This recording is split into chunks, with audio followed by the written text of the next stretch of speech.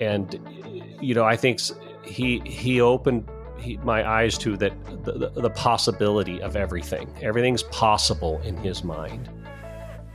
Welcome in to Menfolk Journeys, the podcast of great conversations with men. I'm your host, Chris Foster, and we're going to explore how we wear this beautiful and confusing mantle of manhood in the 21st century. Look, I get it. In public life, a lot of men are knuckleheads. But in private life, we can be thoughtful and we can be reflective if we have the right conversation, if we feel comfortable talking about our story. And we all have a great story to tell. And we can all learn from those stories. We can learn about who we've been, who we are, and who we want to be. And that's why we're going to have this conversation, so we can learn from other men just like us. And that's why we're going to talk with my friend Jack. Jack's dad had a remarkable transition into manhood and set a course for his own life where he followed his passions. And he passed that on to Jack. Jack has had a remarkable career following his own passions. And he learned that when you do something that you love, you don't worry about measurement or what other people think. Success comes. The freedom of doing something you love creates the responsibility to take care of that craft. And then success follows. And with that comes the belief that you can figure out problems and your own resourcefulness can take care of almost any situation. You're going to love this conversation. Welcome in to Menfolk Journeys.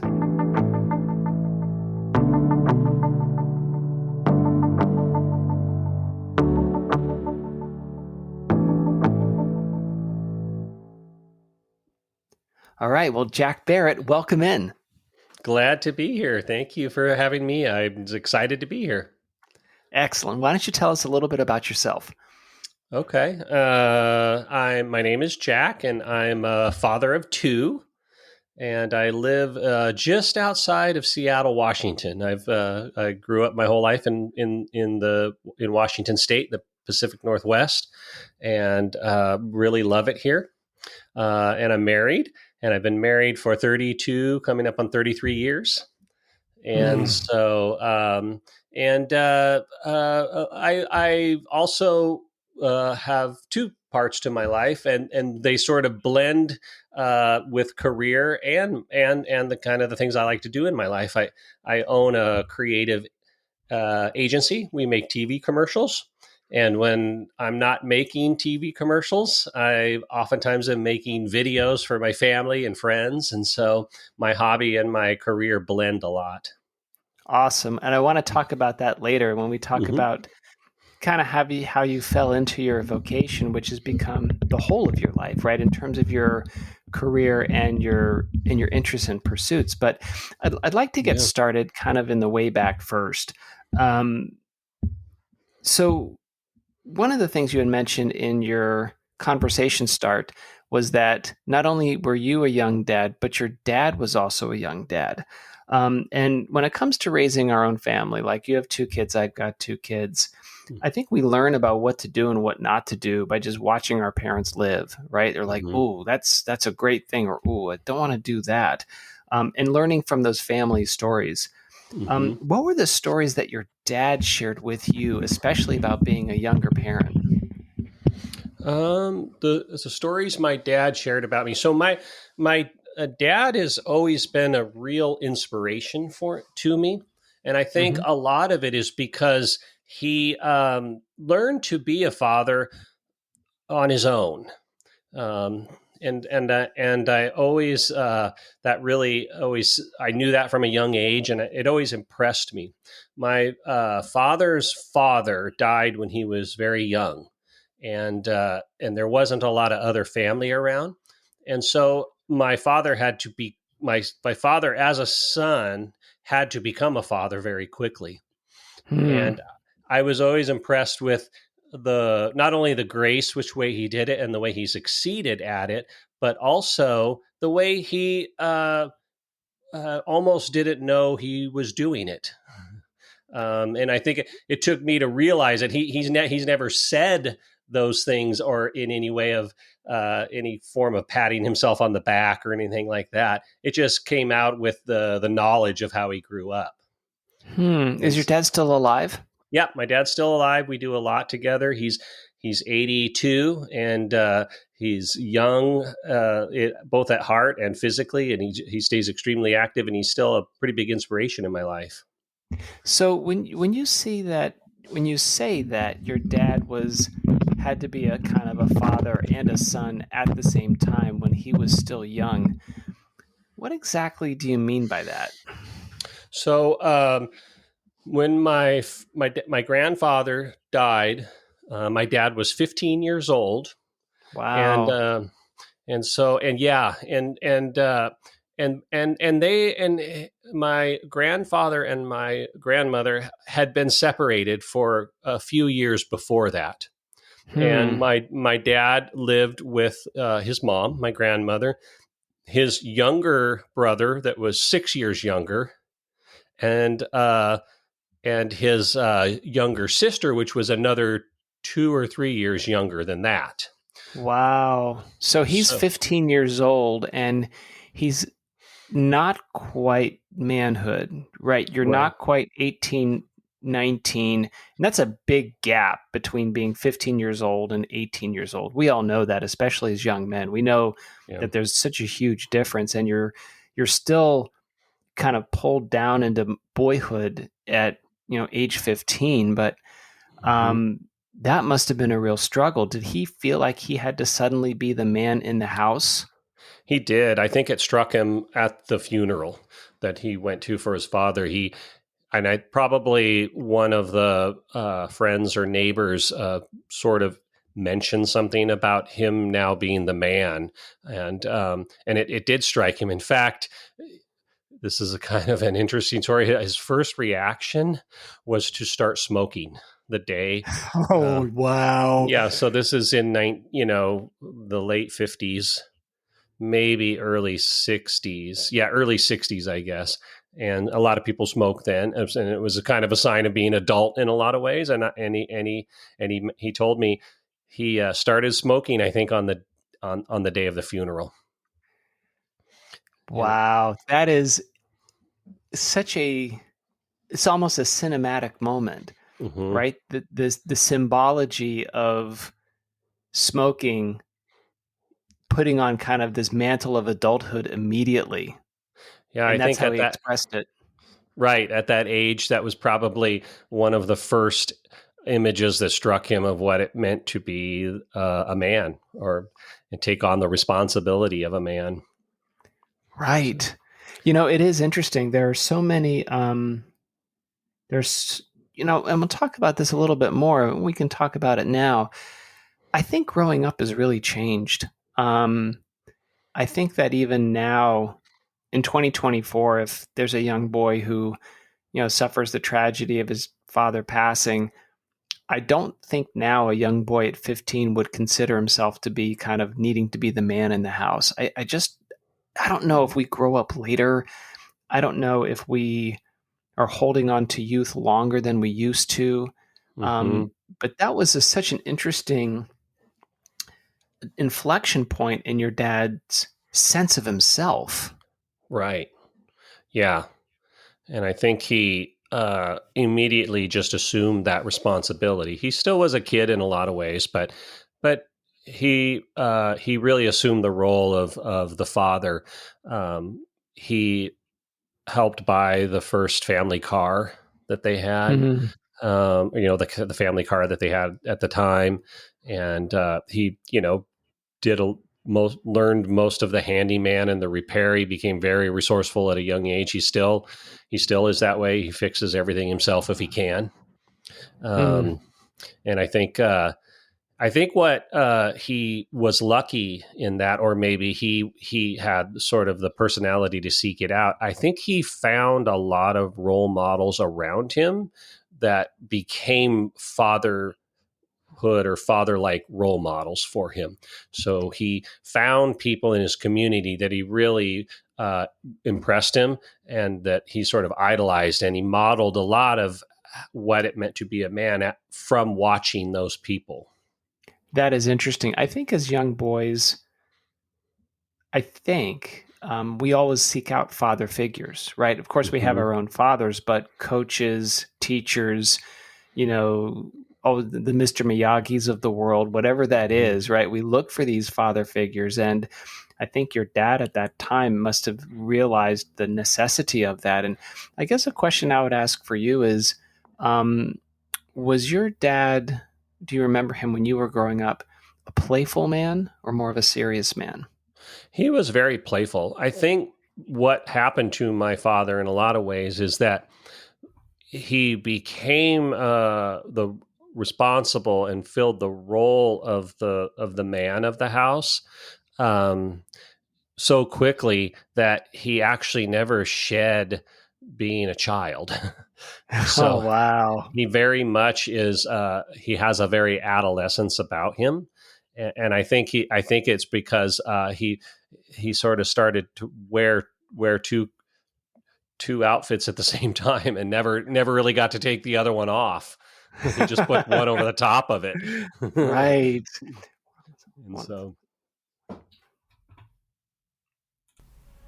We'll be right back.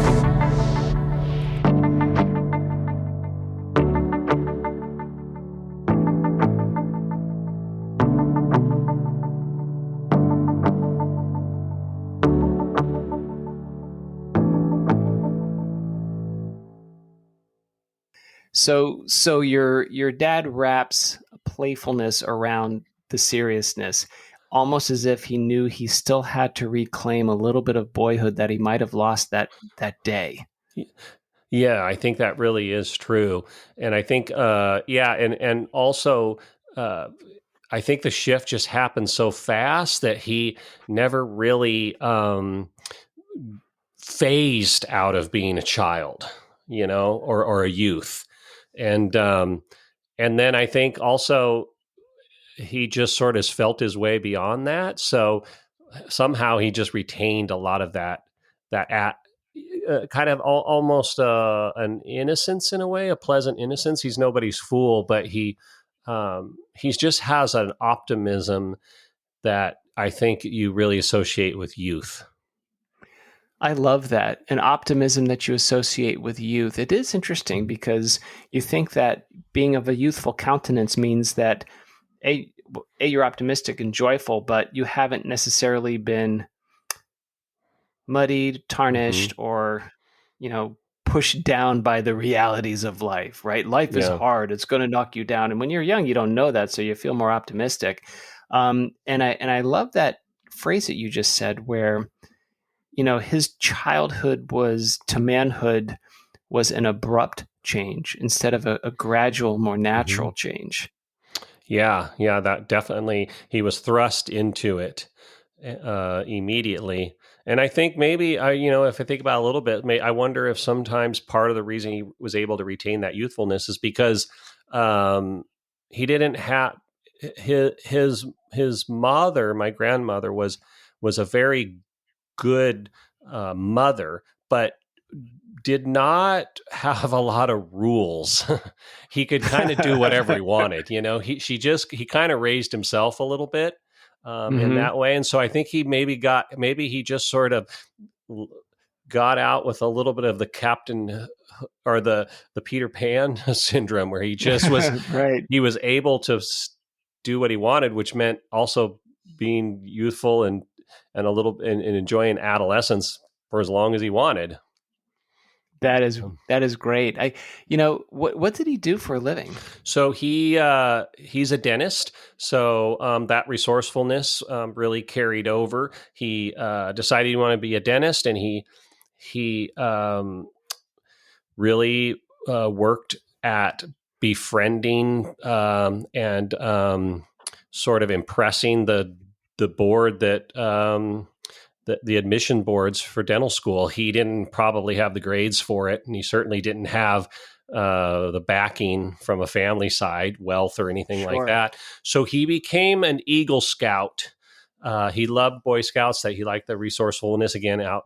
So he was an Eagle Scout by 15 years old, which is pretty impressive. About 14 or 15, I Right. think he was an Eagle Scout. His best friend at the time also was an Eagle Scout and forever was the youngest Eagle Scout in the state for a Oh long my time. gosh, Yeah. that's astonishing. It actually goes back to a lot of the core of who your dad is, right? Mhm. Because there's clearly a resourcefulness, a sense of self-possession, where to be an Eagle Scout, and of course, kind of right around when his father passes, Mhm. and I have to believe that he told you stories about all of this when you were growing up. Yeah, we did. I had a great opportunity. He grew up in Indianapolis, Indiana, and he and his brother used to oftentimes in the summer sell programs at the Indy 500 race. And so 2 years ago, I took my dad, my uncle, his brother, and my son, and we went to the Indianapolis 500 and we sat in the section that they used to sell programs at. I love Uh, that. What a great multi-generational experience, it and how was. great for your dad to kind of return to a place where he was hustling, and I'm sure it conjured up so many memories for him about when he was his age, and then looking at your son and Mhm. seeing what he accomplished. I just spoke with had a great conversation with a man who had a very different childhood experience. His childhood experience was, some might say, idyllic. It was carefree, literally Mhm. carefree, no worries at all. Um, Play, surf, um, the safety net of a large extended family. And, he also maintained a sense of play throughout his whole life, right? Mhm. It just kind of got baked into how he viewed the world. And I think that's pretty interesting with two different men close to a certain age. The guy I spoke with was 75, right? So not too far from each other. Mhm. Two Right. completely different growing up experiences, yet they both retained a playful outlook on life. Yeah. Yeah, that is interesting. Maybe it's sort of built into the person. He had a resiliency that way to not, kind of Hmm. not let it to get taken from him. And that trip was really twofold. It was also to hear those stories that you're talking about, the youth. So we went to all of the places that he grew up, and the schools he went to, and the house he lived in, and the camp that he became an Eagle Scout at. And we Mm, we walked around and visited the friend that was the 14-year-old young Eagle Scout was also that there. is, So that's awesome. I wanted my son to hear those stories, and I wanted to hear them too. Sure. I love that, Jack, though, that you wanted your son to hear those stories too, because Mhm.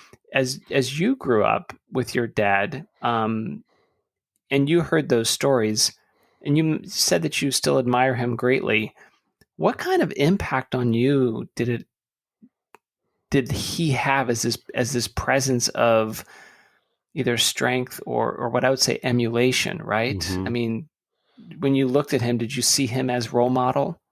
Yeah, I always did see him as a role model because he just handled himself so well.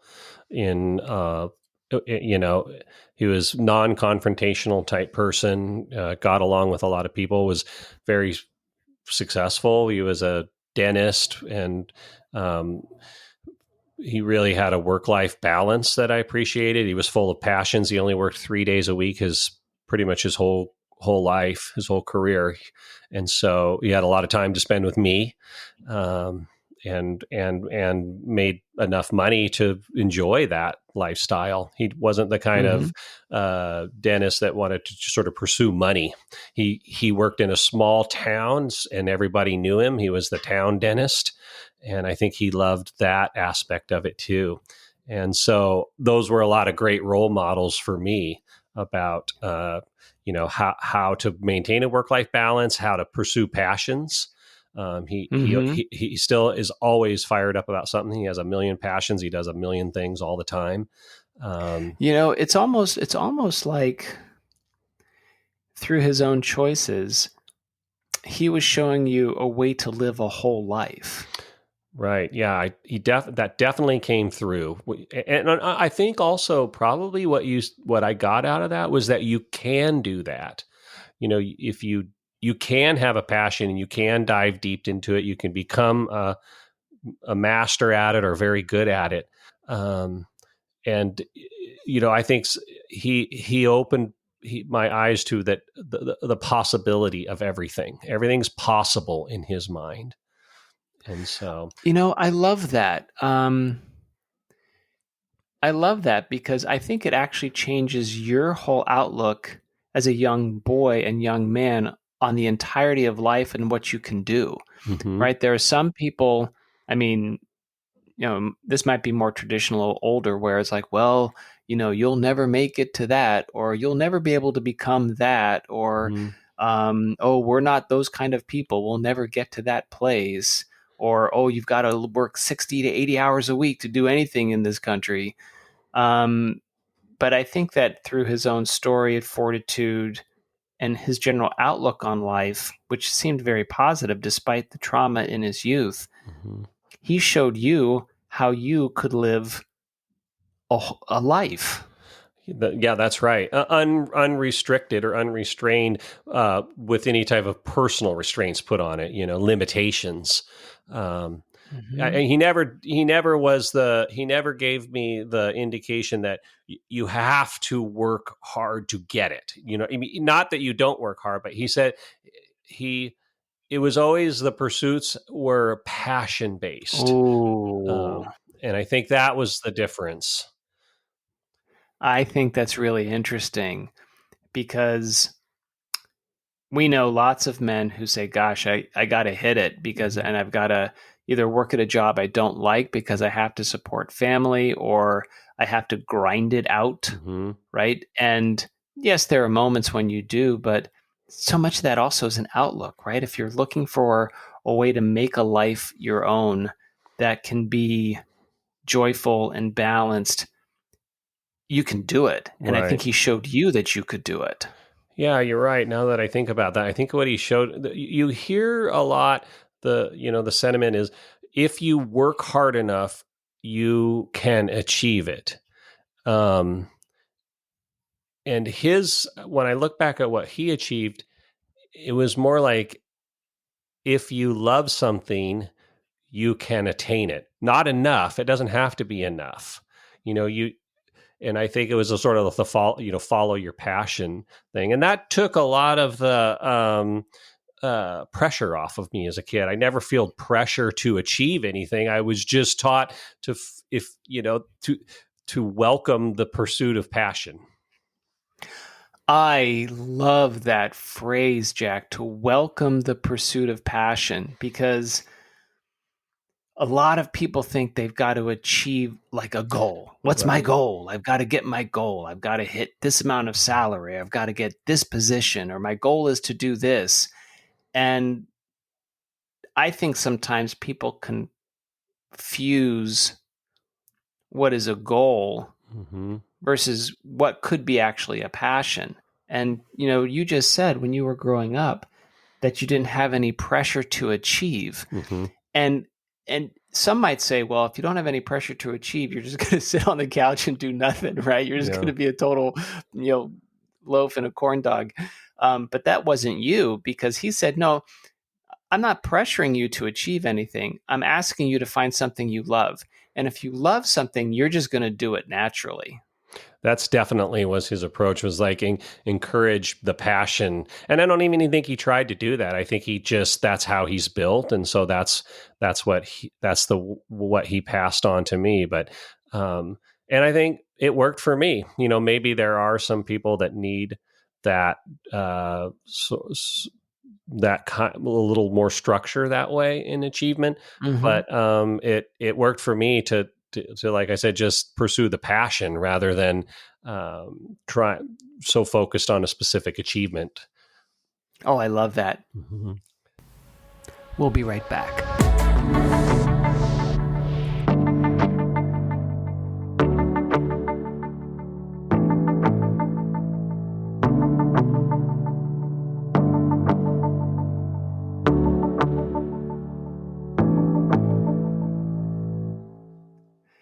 Well, I love that, Jack, because some people say, "Oh, follow your bliss," and then they kind of wander off and do different things and maybe not, follow a passion or a love that sustains a whole life. But you seem to have done that. So tell us about how you found your passion. Yeah, I think I found my passion seeing, watching my father, how he achieved it, and how he pursued his passions. And then I think probably just the joy that you could just see on him from pursuing him. And so I I had a great example that way. And I think I've just naturally followed that, and I've kind of always been a little bit passionate. If I decide to do something, it's very passionate. I don't Mm-hmm. feel like I have to conquer it, but I have standards for what I hope to achieve. Mm-hmm. Um, And and so when you so, first started in your career, what passions did you Mhm. follow? So I always loved creativity, being creative. I'm not very artistic, and I learned that pretty quick. uh, but I did also learn that I was pretty creative. And I think I also knew fairly early that I was pretty good at a general art of storytelling. And Mm-hmm. so I early on, uh, maybe probably high school, knew I wanted to be a director. And and nobody in my family even knew what that meant. So I had no help. Nobody. I didn't know any directors. My parents never knew a director or anything like it. And so I just sought it out myself. But I remember watching commercials or even movies and thinking that even at a very young age that there's something happening on the edge of the screen. I almost wanted to look left or right because I knew there was something happening on the edges of the screen that weren't being filmed. And I was always kind of curious what that was. Huh. That's an interesting way to approach it. So, out of high school, did you go to film school? I I just went straight into college, a liberal arts degree. Mm-hmm. And because I didn't know exactly how to get into it, and my parents encouraged me just to continue with a liberal arts degree and in humanities and English, sort of a basic, uh, not not really land you a job kind of career. My mom loved literature, and so she always encouraged that. And I went to a Catholic high school that was run by Jesuits and a Catholic college that was also Jesuit. And my mom always, she became a Catholic later in life, but she loved the Jesuit tradition of instruction and learning and sort Okay. of the liberal arts side of that. So she really encouraged it. So I didn't know what to do. So I did that. And I got to the end and I applied to film school and for a master's, and I didn't get in Huh. to film school. But in the process, I met someone just like my dad did getting into dental school. I met someone on the acceptance board for UCLA Film School, and Huh. he told me if you apply again next year, I'll make sure you get in. Nice. And because he knew me and all the passion. Well, what happened was I ended up getting a job as an intern at a production studio. Huh. And I started at the very bottom and I loved it so much. I never applied back to film school. Oh, wow. It's so interesting, Jack. We there was an episode where we talked about the what if, right? And the different lives that you could lead, right? What if do you ever think about that? Do you ever think of, man, what if I had actually applied and gone to UCLA film school? Yes, and sometimes I kind of wished I had, but I love the way things turned out. But I think I probably would have been successful, and I probably would have opened some doors to different types, like more feature film business rather than Mhm. commercials, which is what I work in. And I think it would have been worked out just fine either way. But it took 10 years to start really feeling that way because I had so much fun in the career, and I moved up fast, and I just couldn't get enough of it. So it really was 10 years before I sat back and thought, wow, I probably could have gone to film school. It's never too late. So you No. started in a production studio, and it sounds like, though, you took your father's mantra of, put your heart into where you are, right? Because it's a thing where I think that if you open your heart into where you are, and if it's not so awful, and there are ways to love almost any situation you're in. So it seemed like when you Yeah. went to the production, you were like, I can open my heart into this. Oh man, this is awesome. I can love this. This could be my passion.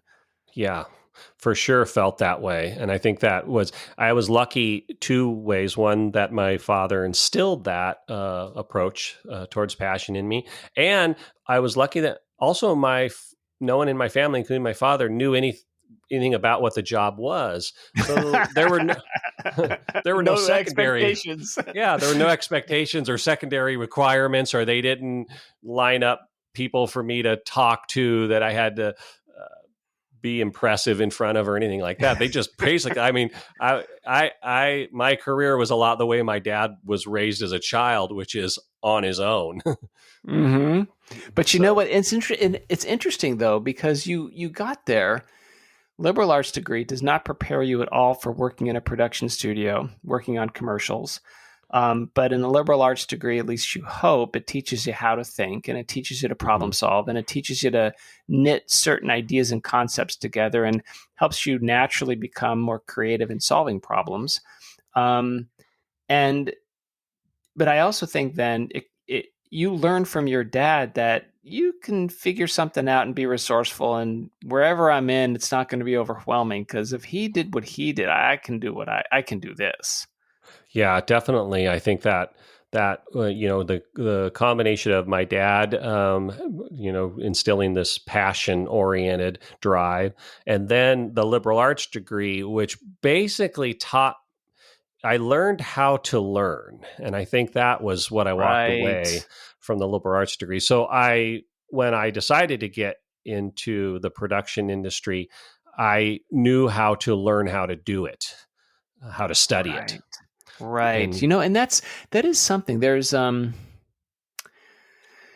debate. You could call it a debate. You could call it I shouldn't say attention. You could call it attention about the value of college these days.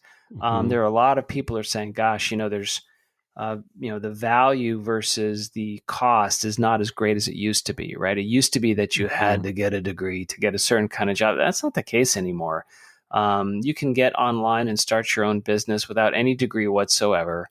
There are folks who go into the trades who, by the time they're 23 and 24, are well established in a career and well ahead of their peers who are 23 and 24 with a archaeology or philosophy degree, right? Trying to figure it out. Um, mhm, but the one value I think that education has, and whether it's an apprenticeship or it is in higher education, is to learn how to learn, mhm. because you're always going to be thrust into uncomfortable and new situations, and you have to learn what that situation is and what the success factors of any situation or any job is. Right. Yeah. And I think, yeah, and those different paths are just right for different people. Some people, that college education is what they need to to gain those skills, and then other people find them on their own. Right. Um, my daughter did not go to college. She's a hairstylist and does makeup and hair, and so she kind of went to school, beauty school, but she was Mm-hmm. just a formal college was not right for her, and she found a job that really suits her and a way to pursue it. And I think if we had really pushed her hard to go to college, it would have been not a very good experience for her. Yeah, but it's interesting, Jack. You kind of, I should say, toe the family line, but you repeat a familial pattern where you're not going to push your kid to do something that isn't going to be right for them, and instead give them the freedom and the confidence for them to choose their own path. Right. Yeah, I think so. And hopefully what my dad taught me is going down another generation to my kids, because they both are very passion oriented, completely different. My son's a scientist. He's a molecular biologist, and loves route memorization and that kind of study. And my daughter is a stylist, completely different. But she studies it the way he studies biology. Right. And it's a funny thing because the care of it and the craft of it, I think, comes from the love, right? And you can Mm-hmm. become a master Yeah. of any craft if you love it. Yeah, I think that is true. Yeah, I got lucky with that. So walk us through then a little bit more about your career. You started in production. How did you end up then figuring out that you could direct commercials and then to have the courage to start on your own? I think I really was fortunate. I got a lot of help.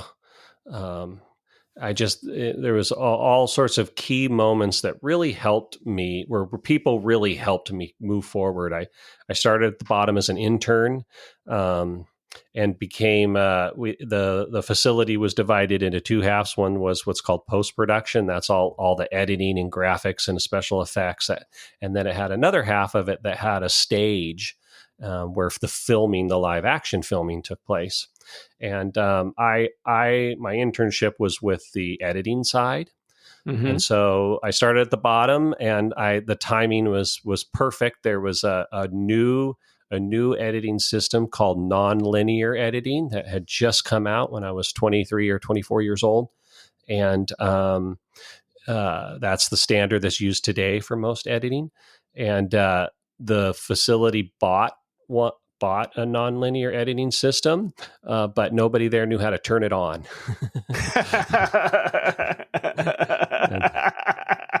And so I was young enough, I was young. I was one of the youngest ones there. And so I wasn't intimidated by it. And I pulled out the manual, and I was still fresh out of college. So I had a good idea to study, and I just learned how to run it.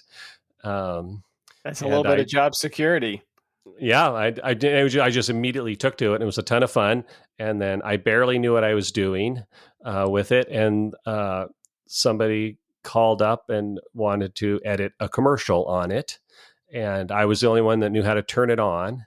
And so I showed up for the session, and it happened to be a pretty famous director who was nominated for a DGA award, which is called the Directors Guild of America Award. So my first session was almost a disaster because I got thrown in baptism by fire. But from that day on, I became an editor.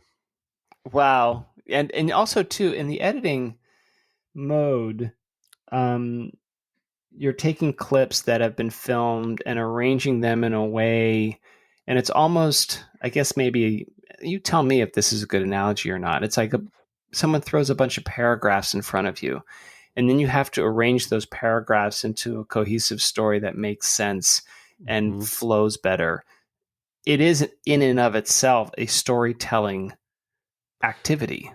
It is, yeah. You're very much telling a story. There's a beginning, all the structure that makes a story beginning, the basics of a beginning, middle of an end, and an end, but also a moment, a normalcy, a change to the normalcy, and then a new normalcy that comes out of different ways to kind of talk about storytelling.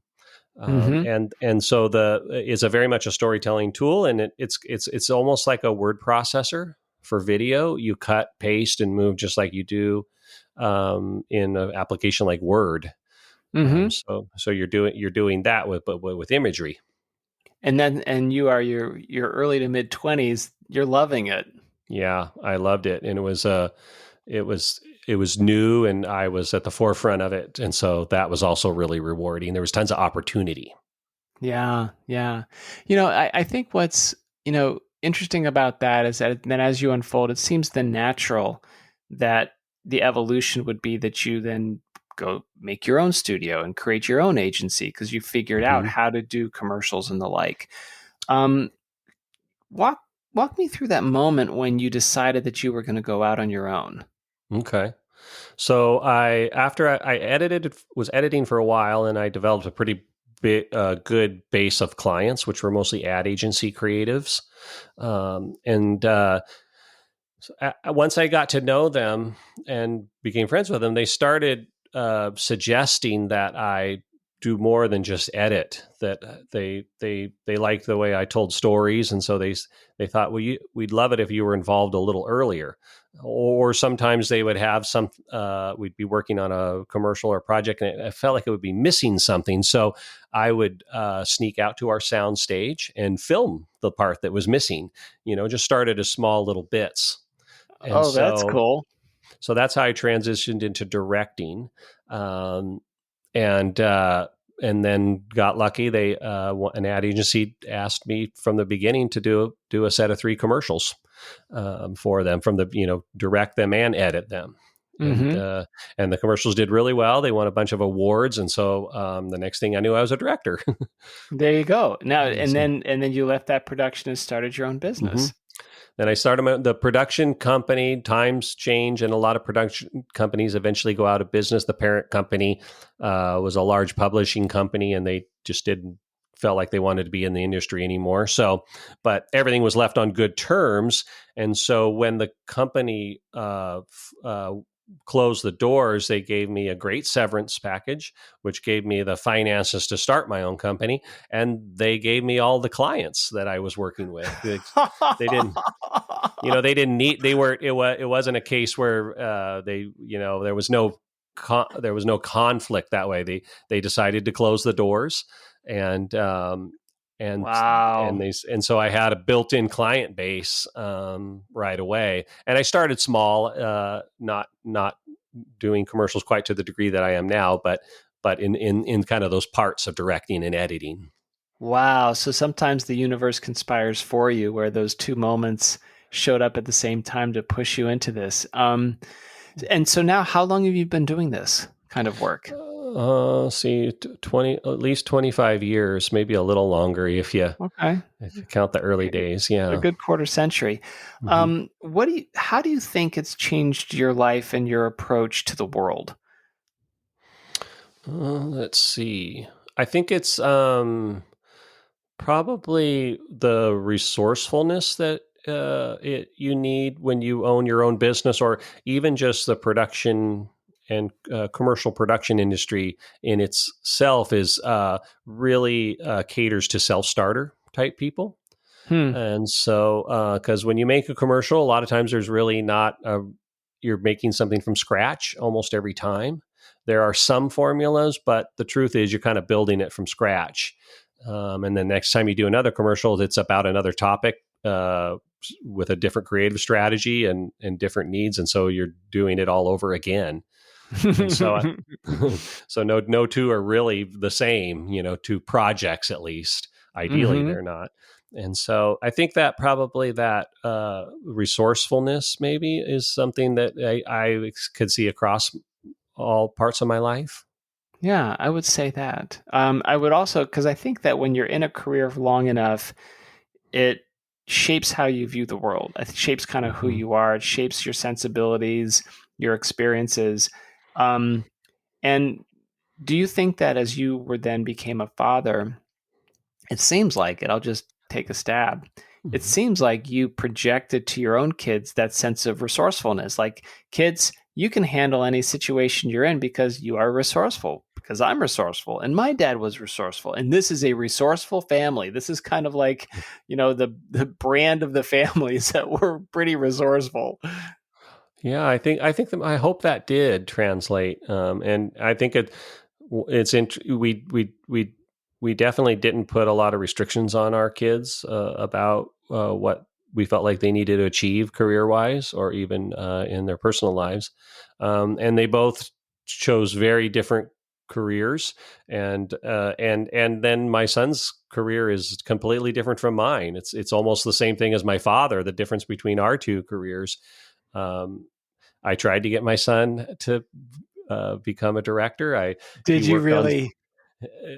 in a very loving way. I brought him on set several times, and he worked Uh-huh. as he had several roles, but he was briefly what's called an AC, or an assistant camera. That's the guy who does the marker, guy or gal, the person that does the little clapper where they go, scene 22, take 1, mark that. and Okay. he and he got really good at it fast, and he decided equally as fast that he didn't want to do it for a job. Did you have was there a part of you that hoped he would go into a family business with you? There's a part of me that I felt that he had the right personality for it. Because he is a self-starter. You never had to tell him to do anything ever. We never had to check his homework or anything. He was always put more standards on himself than we ever did. And so I thought that would be a good career for him that way, because that industry, people that are self-starters do very well in the industry. Sure. Yeah, you can't. You have to create your own structure and create your own organization instead of being told what to do. Yeah, wow. Especially if you're a freelance. The industry of especially crew are made up of freelancers. They run their own businesses essentially, and sure. So most of those are they're very much self-starters. Yeah. I think then that self-starting yen has to be rooted in confidence, right? At some point, if you're a fearful nature, you're going to seek comfort and structure where you know what the rules are, know where to go. Yeah, I think you're right. Yeah, I think you definitely have to have a little bit of confidence, and probably not a fear of failing too much. Yeah. I think that's actually at the core of it too, right? The sense of where failure is a bad thing, or you get these consolation prizes and no, you didn't fail, it just was something else or something happened. I don't think that's actually helpful. I think that when people understand that failure is really equates to learning, and it doesn't feel good to anybody, but to erase the fear of failure is such an important lesson. Yeah, and I wonder if, when I think about a little bit, maybe a little bit the fear, not having a fear to fail, but I think more not having a fear to try. Because I think especially in my industry, I think there's still a little fear of failure. There's that still exists, but I think people benefit from not being afraid to try. I love it. We'll be right back.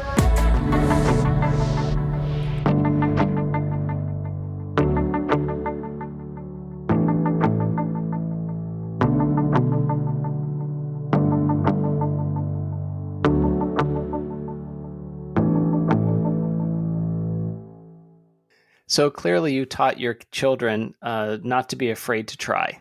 And you've instilled, I don't know, some baseline.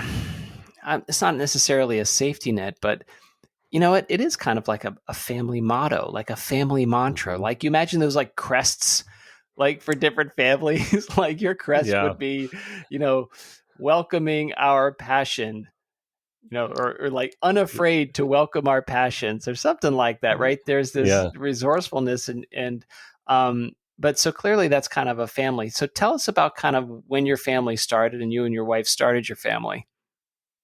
So my family started very unexpectedly.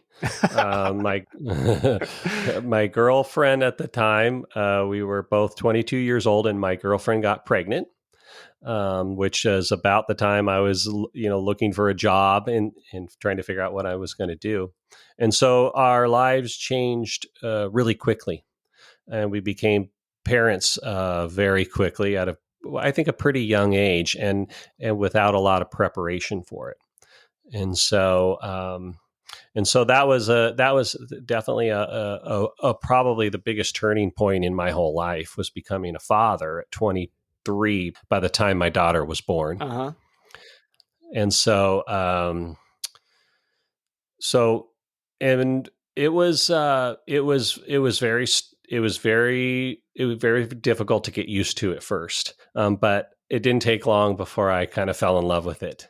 Yeah, it's what an interesting parallel, right? Your dad was shocked into adulthood at the funeral of his father.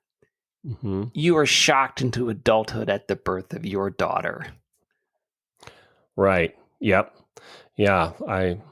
I was, before I knew what anything was happening, I was changing diapers and burping babies and not going out Right. And still anymore. trying and trying to figure out your career. And Hmm. it's an interesting choice that the two of you made, right? Because, some folks at that age would say, no, no, no, we're not going to have the baby and we're Hmm. going to kind of split up. But you Hmm. kind of leaned into one another. Yeah, I think probably. So we went to a lot of counseling through that period when my wife was pregnant, help kind of deciding what we were going to do and what it meant. And I think we discovered how close we really were. Before we were boyfriend and girlfriend, and so we didn't really evaluate it that much. We loved being around each other, and it was easy. But I think going through that challenging time together, we started to realize how good of a team we were. And That's interesting. I think the counselor realized that too. And probably looking back, the counseling changed a little bit when our counselor sort of started to perceive that, and probably unbeing without intention, maybe the conversation sort of started to mold towards us as a team, Mm. um, And a and future. the And a yeah. future for you too. That's interesting, right? To sense that nuance of, what are you guys going to do? Are you going to have the baby, not have the baby? You are having the baby. Are you going to co-parent or live separate lives and be with one another? Are you going to give the baby up for adoption? But, you know, when you guys started, the three of you started to realize, oh no, this could actually Hmm. work. That's a really interesting transition. And did you did you feel like you fell in love with your wife differently? I think I felt a deeper connection and kind of an admiration, I guess. I realized it was someone that I trusted to go through anything Hmm. with, like a almost like a battle buddy in a way. Um, and it started to become kind of fun pretty quickly. And so, but I think so. I think what we both felt when she was pregnant and through the first part of her pregnancy was we both agreed we didn't want to get married because of it. We didn't want Wow. that to be the reason, and so I think what we realized after the pregnancy was that we do want to get married. But Mm. I think we had to be. We both felt we at that time to put a stake in the ground that we didn't want that to be the reason we got married. That's so. That's really great of the two of you. And um, so I guess a question I would have was with your dad and with her parents. Were they supportive? Were they all in? Were everyone just kind of said, "Oh, it's rally time. We're all rallying around. This is it." Yeah, I I think my mom had a difficult time holding back the joy when she Oh. found out my wife was pregnant. Because she loved my wife and Mm, she thought we were great together and she wanted to be a grandmother. But I do remember the tears a little bit because my father and my mother were got pregnant before they were married, and it was a very similar trajectory. They got mm, actually married. They did get married before they had the baby, but it was unexpected. I think they were looking at marriage, but it kind of came quicker than what they expected. And so I know that is when we told my mom, it stirred a lot of emotion with that. And sure. I'm not sure if the tears I saw were of probably a mixture of some of the memory, but also a little bit of a joy. I think she really thought it was a great fit for us. It's so So interesting how your family life has these patterns that repeat themselves and reveal themselves, right?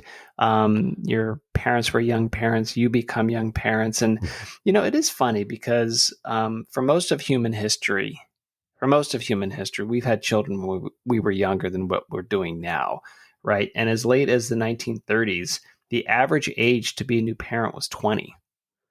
Hmm. The average age of the mom in the 1930s was 20, and now it's 28. That's a big gap as the average, right? And the one in the middle. So it's clear we're older, we're having kids. It's probably doing a large part to women having more career opportunities, which is great. But I also wonder too is if our society, like I mentioned it earlier, if we're taking longer to actually grow up, because you said that your dad put on the mantle of manhood when he was 15 early on. You saw that all growing up. He's told you about that, and suddenly you're 22. You just graduate liberal arts, maybe figuring out your career, and boom, now you're like, oh, I've got to get serious. Now the mantle of manhood is actually on me now because I'm a parent and I'm a dad now.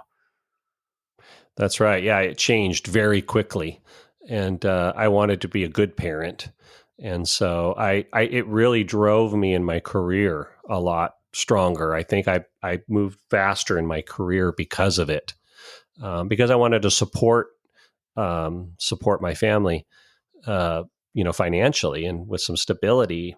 And I grew up upper middle class, and my parents had money, but I think they did a good job of not just giving it to me. We had to struggle through that, and I think probably because my parents, they grew up without any financial support at all, and they had to find Mm-hmm. it all on their own. They knew it could be done. They weren't very fearful of me going through that. Sure. And in hindsight, I'm glad for that. Yeah, absolutely. Again, it kind of brings up that natural resourcefulness you have. Mhm. So a lot of, uh, and I shouldn't say a lot, but sometimes when uh, a young couple has children when they're relatively young, in their 20s, they're not quite ready and things don't work out. What is it do you think about with you and your wife and that teamwork and that connection that has made such a great partnership and has made your marriage last, even though it started a long time ago in a really interesting situation? I think the thing that probably has made our relationship last is admiration, mutual Mm, admiration. I have a feeling that that really is the core of it. I think we both still think very high, always thought very highly of the person, of each other, and I think we still do. And I think that, yeah, I think that admiration has to be the big part of it. that's wonderful. Um, so one thing I wonder about too is when you're a little bit older, let's say you're in your 30s instead of your 20s when you have kids. When you're in your 30s, you've kind of established a life. You've established a pattern of living. You've got things that you like, things that you don't like. You've got a routine and you've got a style in which you go about every day. And then when children come, they, without question, disrupt those normal routines. That's just part of it, right? Um, and it causes its own kind of tension. There's elation and joy, but there's no doubt there's a tension because the situation with a child is completely different than the living situation without a child. It just can't help but Hmm. be uncomfortable at some time in some way. And when you're a little bit older, all those routines and established things that you have change. Hmm. You actually, when you and your wife were younger, you didn't have the chance to build a decade of routine. Your routine was with child.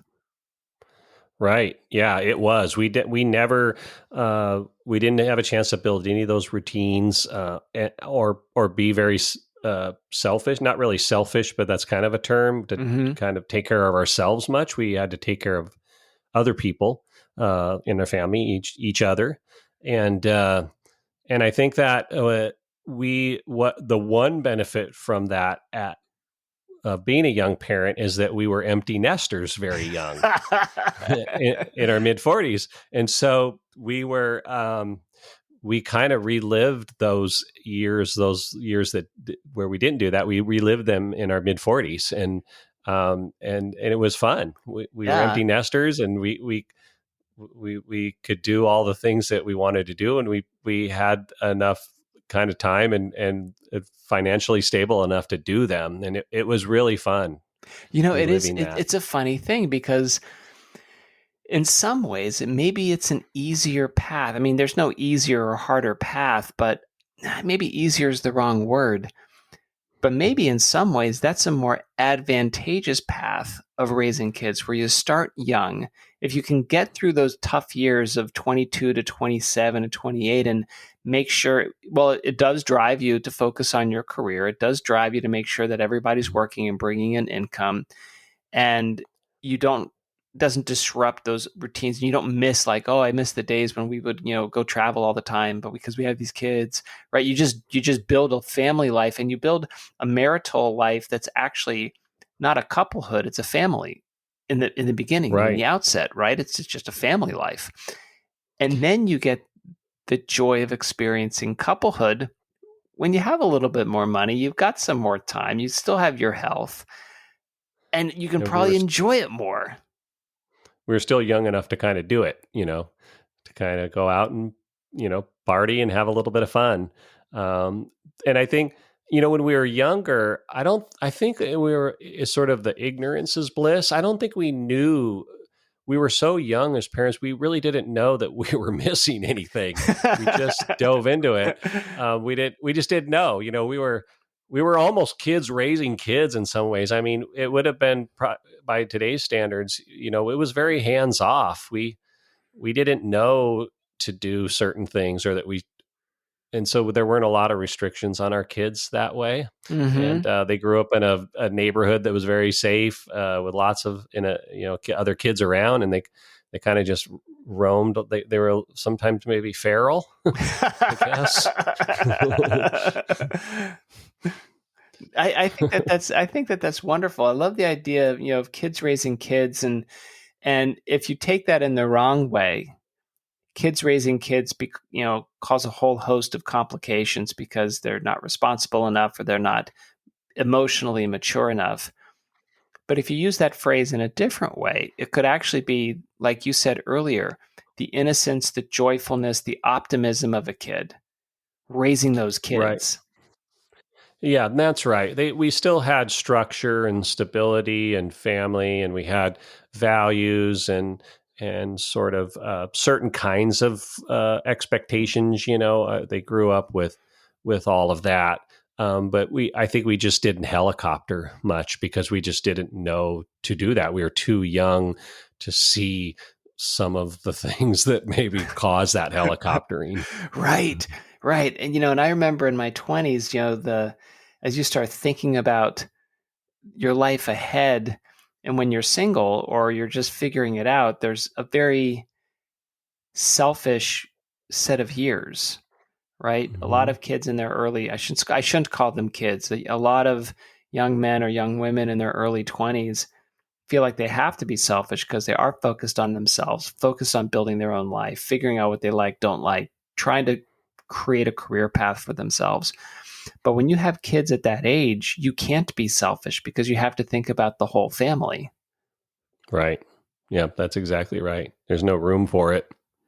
I wonder, it's a theory I can't prove, Jack, but I wonder if in the right person, it actually makes you more mature, actually makes you a better parent to have parents younger rather than older.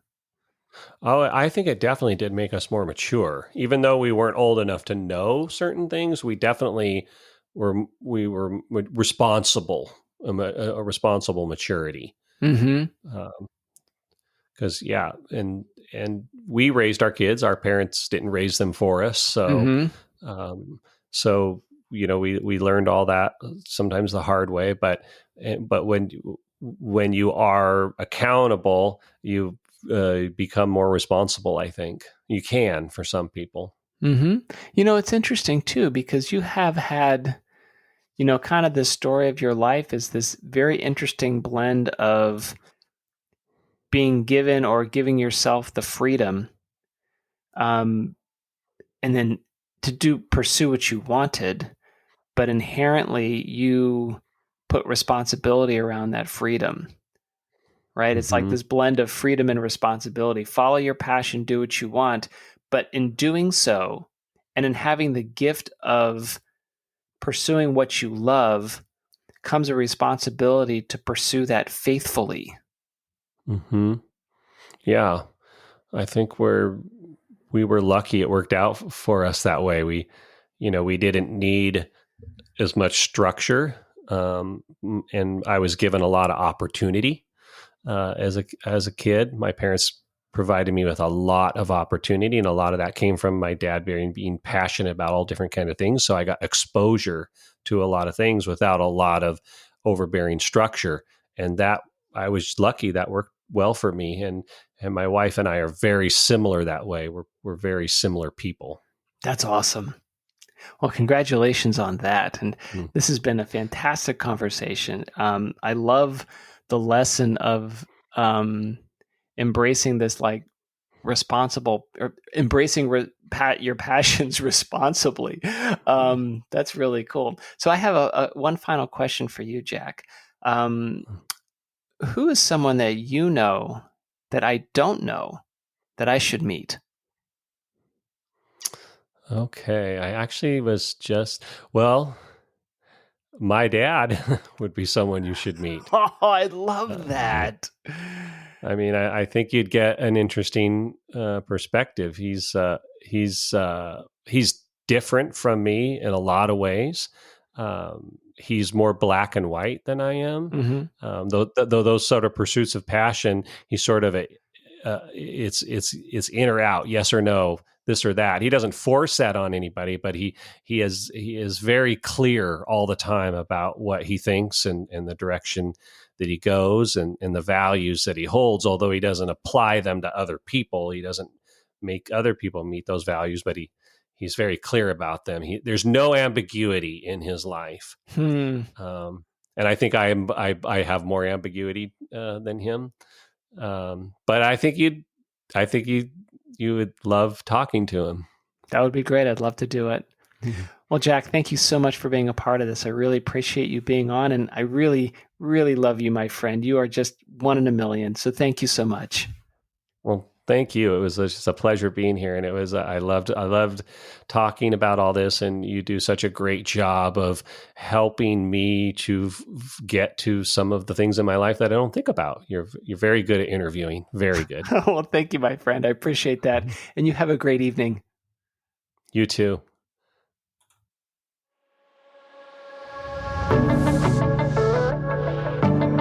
Well, right on. What an incredibly interesting person and interesting background of figuring out the family mantra, right? The idea of embracing your passion, not being afraid to try, and creating the confidence that you can do it, right? It's this emblem of resourcefulness that is permeated through the whole family, through the generations. And it started with his dad. His dad had to become a man, or felt like he had to become a man, and became resourceful and created and instilled in the whole family culture that we can do this. You can do this. Find something you love. And if you love something, you're going to do a good job. Don't worry about the achievement that other people might think you should achieve. Worry about finding something that you love to do. And work that love, and you'll be successful. You'll be fine. You'll have confidence in yourself that you can figure it out. We learned from our friend Jack that you can have freedom and responsibility, because if you love what you do, you'll be responsible and caretaking of it. Well, I hope you enjoyed that conversation, and I hope you enjoyed this podcast. I'd love to have you as a guest because I know you have a great story to tell too. Visit menfolkjourneys.com, and on there you can see what we mean by a conversation start. And on the website, you can also book an appointment. And when you book an appointment, I'll make it easy to have a conversation, right? I make sure you're comfortable, create a memorable moment and a reflective moment so that you can help us learn about your journey so that we can all get better together. And isn't that the point of it all? Word bit Filared.